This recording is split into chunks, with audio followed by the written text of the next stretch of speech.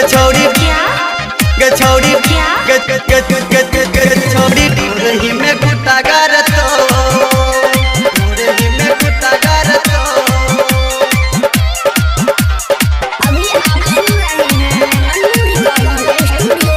नीलापुर से। गे छौरी डीजे वाला दिन से फारतो तोरा ढूंढही में गुटा गारतो ढूंढही में गुटा गारतो गे छौरी डीजे वाला दिन से फारतो तोरा ढूंढही में गुटा गारतो कने महल न बतिया गे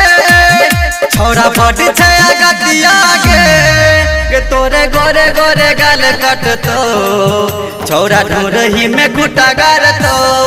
गे छौरी डीजे वाला जींस फारतो तोरा ढूंढही में गुटा गारतो सुमित सतीश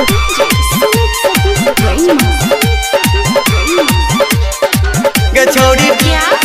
गे छौरी क्या? गे छौरी ढूंढही में गुटा गारतो ढूंढही में गुटा गारतो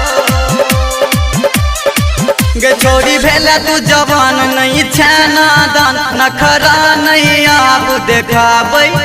नहीं करे लट लट नहीं करे छट छट नहीं मन हमार सनकाबै मन हमार सनकाबै मन हमार सनकाबै छोरी भेला तू जवान नहीं छाना दान नखरा नहीं अपन देखाबै आ नहीं करे लट लट छोरी एना छट छट नहीं मन हमार सनकाबै एना चल न तू गोरिया गे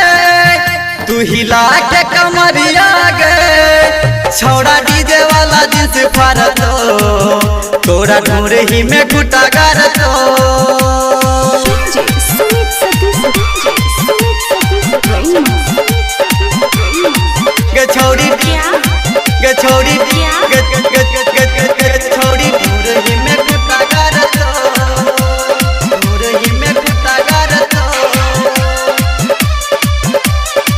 गे बाजली तेज के गाना नहीं करी है गे मना कनी ठुमका छौरी लगाबै